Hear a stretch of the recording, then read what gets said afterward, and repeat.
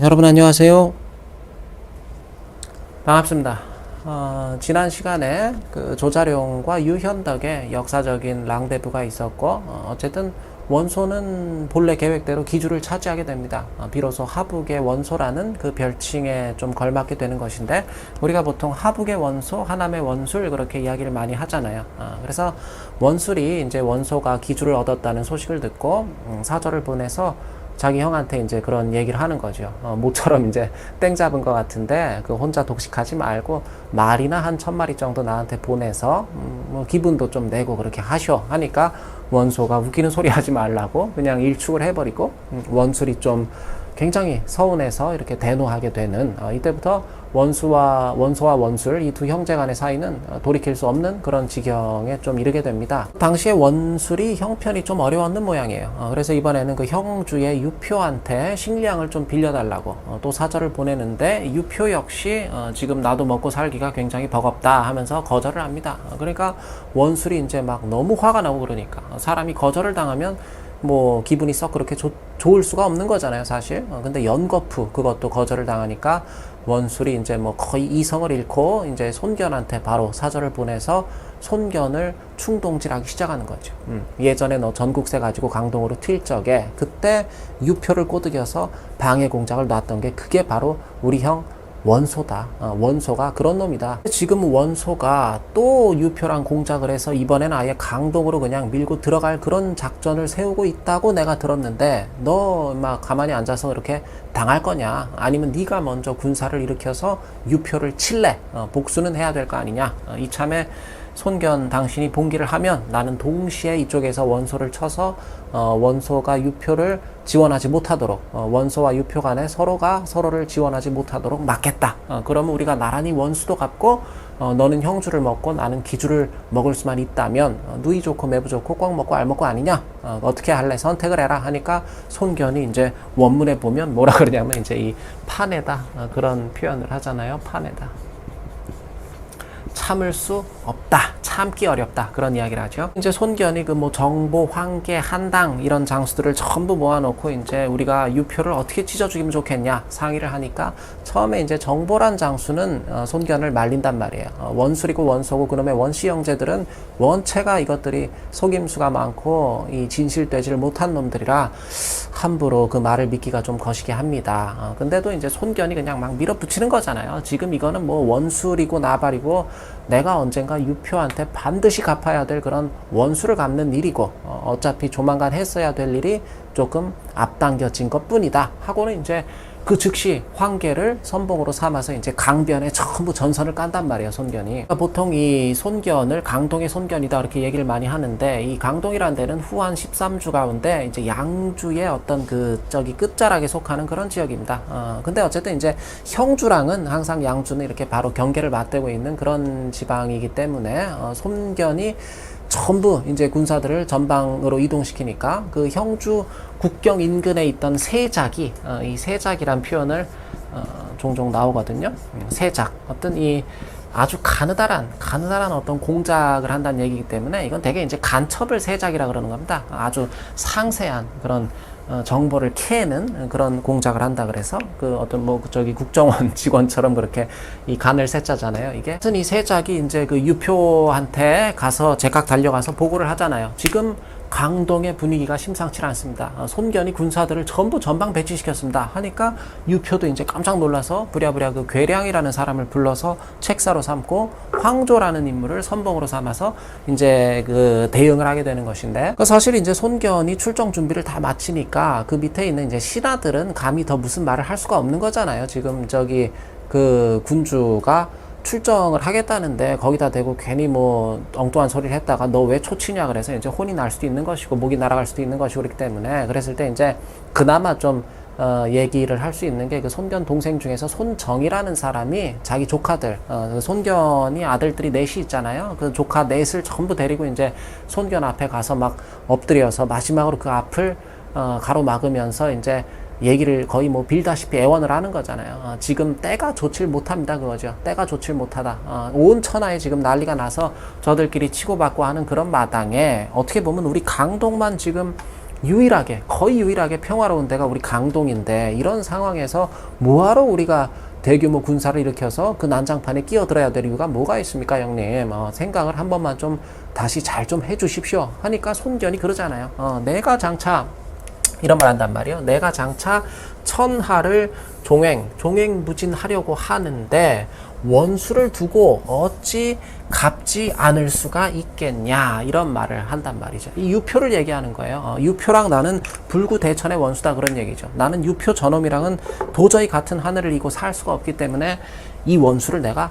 갚아야 쓰겠다, 그러잖아요. 손견이 이제 고집을 꺾을 생각이 없어 보이니까 결국 그 맏아들 손책이 그럼 제가 아버지를 따라 나서겠습니다. 아들인 지가 봐도 지금 손견이 뭔가 아무튼 이게 사람이 좀 이성적이지 못한 것 같거든. 그래서 결국 손견과 손책, 이 두 부자가 함께 출정을 하게 되는 것인데, 처음에는 손견이 상당히 선전을 합니다. 그 적벽에서처럼 그 막 강변에서 왔다리 갔다리 배들을 갖다가 끌고 하면서 그 화살도 많이 뺏어오고, 그 황계가 수군을 이끌었거든요. 그리고 한당이 이제 육로로 막 그 유표에 그냥 군중을 휘젓고 그냥 아주 잘 싸우고 그러는데, 황조란 사람도 정부한테 걸려서 그냥 처음에 막 투구고 뭐고 그냥 다 내버리고 보병들 사이에 막 섞여서 도망가고 그런 장면이 있단 말이에요. 그래 이제 황조가 패전을 해서 유표한테 돌아가서는 이 손견의 기세가 지금 워낙 맹렬해서 당해내기가 어렵습니다, 얘기를 한단 말이죠. 이제 괴량이 그런 말을 하잖아요. 그러지 말고 우리가 이제 원소한테 힘을 좀 빌리시죠, 하는데 이제 중간에 그 채모라는 이 채모라는 사람은 유표의 그 후처의 오빠 되는 사람이니까 이제 어떻게 보면 유표의 그 손윗 처남이죠. 그 처남되는 채모라는 사람이 중간에서 이제 또 엉뚱한 짓을 하는 바람에 사실 유표가 그 채모 때문에 엄청나게 궁지에 몰리게 된단 말이죠. 그 뭐 죽일 수도 없고 자기 그 처의 오빠기 때문에. 그래서 손견이 결국 이 형주의 중심이라고 할 수 있는 그 양양성까지 그대로 밀고 들어가서 전부 양양성을 포위하고, 양양성이 오늘 떨어지냐 내일 떨어지냐 하는 그런 판에 하루는 갑자기 광풍이 불더니, 이런 게 이제 좀 이 소설적인 대목이긴 한데, 어쨌든 그 손견의 그 숫자기가, 제가 지난 시간에도 그 숫자기의 의미에 대해서 자세하게 좀 말씀을 드리고 그랬었는데, 그 숫자기가 갑자기 부러진단 말이에요, 손견의 숫자기가. 그러니까 한당이 가서 그러잖아요. 이거는 아무래도 이게 비길조다, 그런 이야기를 한단 말이죠. 비길조다. 비길조, 어떤 길한 조짐이 아닌 것 같다, 길조가 아닌 것 같다, 그런 얘기를 한다, 그 말이죠. 그러면서 손견한테 잠시 회군하시죠. 근데 손견이 이제 뭐 이렇게 얘기를 해도 아무튼 뭐 죽을라 그러니까 뭐가 씌어서 그랬는지 모르겠지만 막 화를 내면서, 이제까지 우리가 계속 승전보를 올리면서 여기까지 왔는데 이제 양양을 취하는 게 어떤 지제단석이다, 그런 얘기도 해요. 지제단석이다.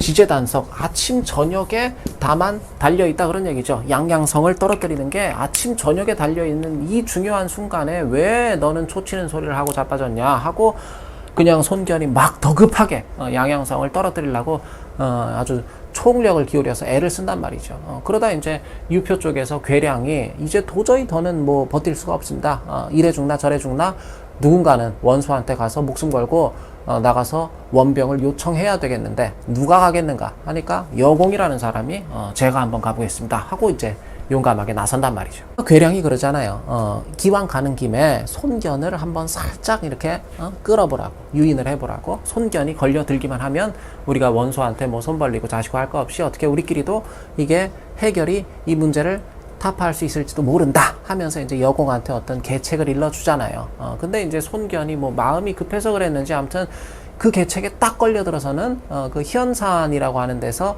이 여공이라는 사람을 무리해서 쫓다가 그 매복한 유표군의 그 함정에 딱 빠져서 예전에 자기가 여러 제후들 앞에서 그냥 스스로 여러 차례 예고했던 대로 뭐 돌하고 화살하고 그냥 그런데 피범벅이 돼서는 이 37에 아주 어떻게 보면 꽃다운 나이에 그렇게 요절을 하게 됩니다. 손견이 큰 별이 하나 지게 되는 것인데, 손견이 이제 죽었다는 소식을 듣고 이제 포위됐던 그 양양성 안에서 이제 유표군이 막 이때다 싶어서 쏟아져 나오는 거잖아요. 그래도 황계가 그나마 빨리 대응을 해서 이제 수군을 전부 육지로 바로 내려보내서 이제 어쨌든 잘 싸워요. 또 그래서 황조를 그래서 생포하고, 여공도 어쨌든 자기 역할을 나름 잘 하고 그 손견을 유인하려 하는 역할, 자기 역할을 그걸 잘 하고 이제 결국 정보한테 걸려서 죽습니다. 그래서 손책이 뒤늦게 이제 자기 아버지 손견이 죽은 것을 알고 막 방성대곡을 하면서 이 아버지의 시신을 찾기 전에는 돌아갈 수 없다, 한 발자국도 움직일 수 없다 하면서 막 일을 가니까 손책이 황계가 그럼 우리가 산채로 지금 황조라는 이 잡아온 이놈하고 아버님의 시신을 막 교환하시지요. 해서 이제 환계라는 사람이 제가 유표랑 좀 안면이 있으니까 제가 가서 한번 성 안에 들어가서 말을 한번 잘 해볼랍니다. 이제 환계가 유표를 만나서 이 황조와 손견의 시신을 우리가 맞바꿉시다 하니까 유표가 그러잖아요. 문대의 시신은 내가 이미 나무관에 잘 모셔두었으니까 얼른 이거 내 가고 황조는 최대한 빨리 우리한테 돌려보내시오. 그리고 이 길로 우리가 양쪽 다 군사를 철수하고 다시는 서로 침범하는 일이 없도록 합시다 하고 이제 유표가 단도리를 친단 말이죠. 그러니까 괴량이 이제 거기서 막 펄펄 뛰면서 그런 얘기를 한단 말이에요. 절대로 안 된다고. 절대로 안 된다 하면서 지금 여기 있는 강동의 모든 군사들은 이 갑옷 쪼가리 하나도 돌려보내서는 안 됩니다. 이 환계 이놈부터 당장 죽여버리고 제 계책을 좀 들어주십시오. 그런단 말이에요. 괴량이. 지금 괴량하는 말은 그거예요. 손견은 이미 죽었고 그 아들들은 전부 아직은 어리다 그거죠. 그러니까 이게 전부 뭐 손책이고 손권이고 얘들이 호랭이 새끼들은 맞지만 아직 어리다 그거죠. 그러니까 지금 이 기회를 타서 우리가 유표랑 협공을 해서 강동으로 밀고 들어가야지. 그래야지 나중에 이제 손책이니 손권이니 하는 저 호랭이 새끼들이 전부 이제 조금만 크면 이제 바로 지그 아버지 복수하겠다고 벌떼같이 달라붙을 건데 그렇게 되면 진짜 골치 아파집니다. 그러니까 후환을 지금 없애야지 어떻게 됐든 지금 쇼부를 봐야 됩니다 하면서 막 거의 막 애원을 하거든요. 근데도 유표가 그 괴량의 말을 듣질 않잖아요. 야, 그래도 황조가 지금 산채로 저기 잡혀 있는데 어떻게 우리가 황조를 외면할 수가 있냐. 황조가 그래도 내 오랜 친구인데, 황조랑 유표랑 굉장히 좀 이렇게 좀 각별한 사이란 말이에요. 결국 이제 황조는 목숨을 부지하게 되고, 손책은 자기 아버지 손견의 주검을 모시고 이제 강동으로 돌아가게 됩니다. 그때부터 이제 강동은 손책이 다스리게 되는 것이고, 이제 장안에 있던 동탁도 그 손견이 죽었다는 소식을 듣고 그런 말 한단 말이에요. 동탁이 내 마음속에 이 어떤 일심복지환, 내 마음속에 큰 근심 하나가 이 제각 떨어져 나갔구나. 이 동탁도 그 동탁이란 인물이 이제 제일 그나마 좀 경계하고 두려워했던 인물이 이제 손견이란 말이에요, 그 당시에. 근데 이 손견이 죽었다는 소리를 듣고, 야, 이거 큰 우한 덩어리가 하나 떨어져 나갔구나 하면서 동탁도 제일 먼저 사실 물어보는 게 뭐냐면 그 아들들이 이 손견의 아들들의 나이가 몇 살이나 되냐, 몇 살들이나 됐냐. 그러니까 이제 그 주변에 있다가 17이라 그러거든요. 손책이 그 당시에 17이거든. 그러니까 동탁이 17이면 얘들이 뭐 아직 피덩인데 더는 마음 쓸 게 없겠다 싶어서 이제 그때부터 더 그냥 이 동탁이 교만해져서 스스로 어떤 상보라는 칭호를 쓴단 말이에요. 스스로 동탁이. 이거 보자로 읽는 겁니다. 상보라고. 이건 원래 이 상보라는 건 주나라 문왕이 무왕이죠. 무왕이 이제 강태공을 아버지 같은 분이라 그래서 상보라 그랬단 말이에요. 이제 동탁도 그러는 거예요. 헌재한테 나는 어쨌든 신하긴 하지만 아버지 같은 신하다 내가. 그래가지고 이제 뭐 지가 스스로 그렇게 지를 상보 자리에 올라서 앉히고 동씨들 그 밑에 뭐 자기 동생 동민이라든지 이런 동씨들 아무튼 그 일가 친척들은 전부 어른 애들 할 거 없이 그냥 다 뭐 요직에 앉혀버리고 그 장안성 인근에 또 미호성이라 그래서 백성들을 전부 동원해서 단기간에 그 장안성에 아주 버금가는 그런 어떤 성을 쌓아요. 궁궐을 짓고 거기다가 지가 전부 자기 가문이 20년 동안 처먹을 양식을 다 쌓아두고 민간에 그냥 그 어린 미녀들 막 800명을 뽑아서 그 아주 기쁨조로 그냥 상시 대기시키고 아무튼 그 어떤 뭐라 그럴까 동시 가문을 위한 그 자기들만의 어떤 낙원을 패러다이스를 하나 이제 건설을 하는 거죠. 그 미호성이라고. 그래서 그 미호성을 쌓고 난 다음부터는 사실 동탁이 장안에도 잘 오질 않아요. 뭐 한 몇 달에 한 번 정도, 뭐 반년에 한 번 이렇게 그렇게 장안에 왔다 갔다 하고 이 동탁이라는 사람이 어떤 날인가는 이제 그 북쪽에서 귀순하는 아무 죄 없는 이 변방 사람들 그 오랑캐들이죠. 이제 북쪽에서 어쨌든 이제 우리는 싸울 의사가 없다. 귀순하는 그런 귀순 의사를 밝힌 그런 이 오랑캐 군사들인데도 불구하고 막 그걸 다 산채로 그냥 전부 사람들이 보는 앞에서 막 손발을 자르고 눈을 막 파내고 그냥 혀를 자르고 뭐 어떤 사람 막 솥에다가 삶아서 죽여버리고 그러니까 전부 그런 광경을 지켜보고 있던 그 신하들이, 다른 신하들이 말 그대로 그냥 아연실색 질겁을 해서 아주 그냥 아주 질려버리는 거야. 이 동탁이란 인간한테. 동탁의 이 도무지 납득조차 할 수 없는 그런 이 어떤 사이코패식한 성정에 전부 그냥 신하들이 질려버리는 거야. 다른 신하들이. 그리고 이제 결정타가 뭐냐면 그 사공 장원이라는 사람을 신하들이 전부 보는 앞에서, 이 사공이라는 거는 그 삼공이라 그래서 당대의 어떤 최고 권력, 어떤 최고 관리 가운데 하나를 사공이라 그럽니다. 우리가 이 주대나 그런 때에는 어떤 태사, 태부, 태보 이 셋을 보통 삼공이라 그랬고, 이 전한대까지는 이제 어떤 전부 이게 승상급들이란 말이에요. 보통 뭐 대사마, 대사공, 대사도 뭐 그렇게 얘기를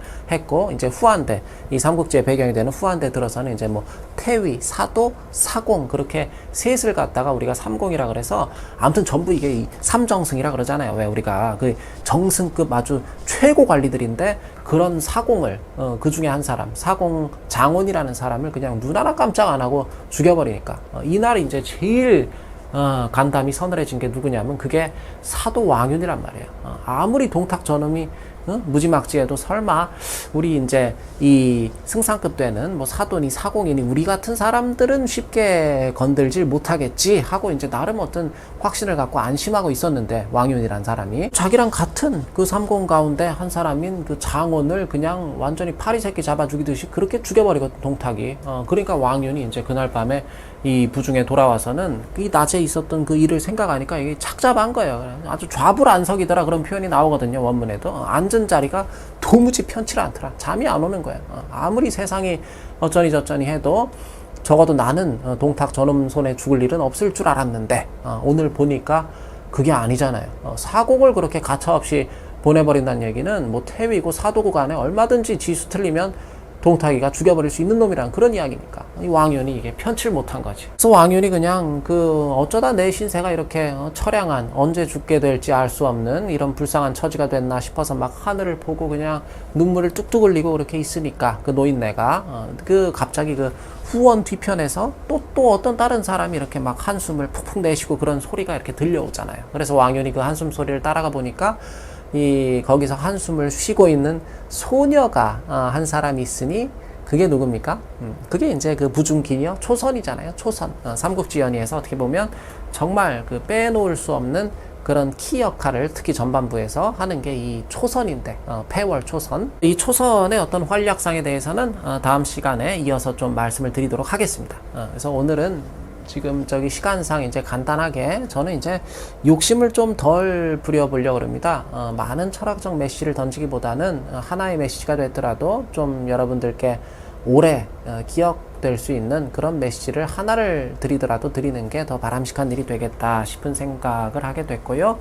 그래서 이제 우리가 그 손자병법에 보면 일설에서는 이 강동의 손씨 집안들이 전부 이제 손무의 후손들일 가능성도 없지는 않다, 이제 그런 얘기를 하거든요. 이제 고증이 약간 어려운 문제긴 하지만 아무튼 이들의 조상이, 손씨 가문의 조상이 손무일 가능성도 있다고 봤을 때, 손자병법 그 시계에 그게 이제 손자병법의 첫 챕터잖아요. 거기 보면 이런 대목이 실려 있습니다. 이 전쟁이라는 것은 속이는 도다, 그 얘기죠. 전쟁이라는 것은 상대방을 속이는 어떤 방법, 속이는 길에 달려 있다. 그래서 이익으로서 이 상대방을 꿰어내고, 그 다음에 어지럽게 해서, 어지러움을 틈타서 이 상대방을 취하고 공격하고 분노하게 만들어서, 상대방이 분노하면 휘저어서 더 부추기고 나를 낮춰서, 나를 얕보도록 만들어서 상대방을 교만하게 하라. 그리고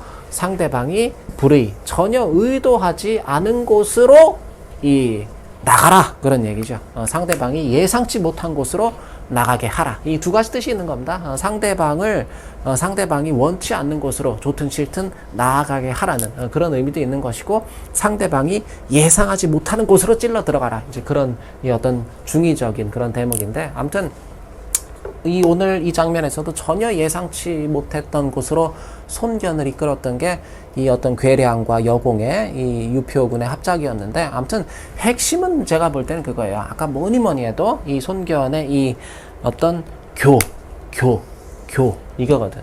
손견의 교만에 그 손견의 패인, 손견 죽음의 원인은 이 교만에 있었던 것이 아니겠는가. 오늘 제목도 제가 이렇게 잡았는데 우리가 경적 필패다 그런 이야기 많이 하지 않습니까? 교만했던 거. 제가 언젠가 들었던 우스갯소리 중에서, 근데 이게 꼭 우스갯소리는 아닌 것 같기도 해요. 한번 웃고 말기에는 상당히 일리가 있는 말이기 때문에 사람이 그런 얘기 하더라고요. 누가 사람이 분노하게 되면 IQ가 이 과학적으로 그렇대요. IQ가 한 30 정도가 떨어지게 되고, 사람이 교만한 상태에서는 50에서 70 정도까지도 IQ가 떨어진대요.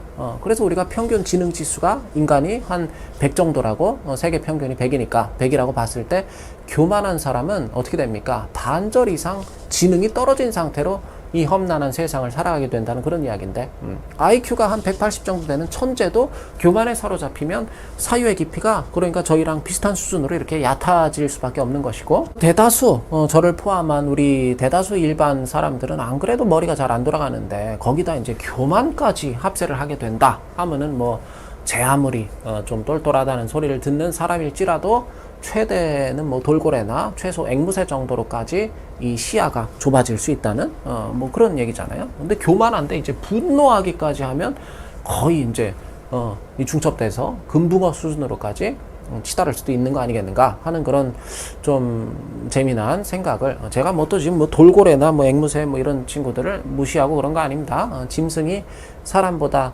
나은 경우가 농담이 아니라 실제로 많습니다. 어디까지나 이제 그 비유를 해야 되기 때문에 웃자고 드린 말씀이고, 오늘 손견은 이 교만과 분노, 이 두 복병으로 인해서 이 37의 이른 나이에 그 생때같이 어린 자식들을 다 남겨두고 그렇게 요절을 하게 됩니다. 오늘 제가 준비한 제학원 삼국지 8번째 장면은 여기서 마치도록 하겠습니다. 오늘도 제 강의를 들어주신 여러분 진심으로 감사드립니다.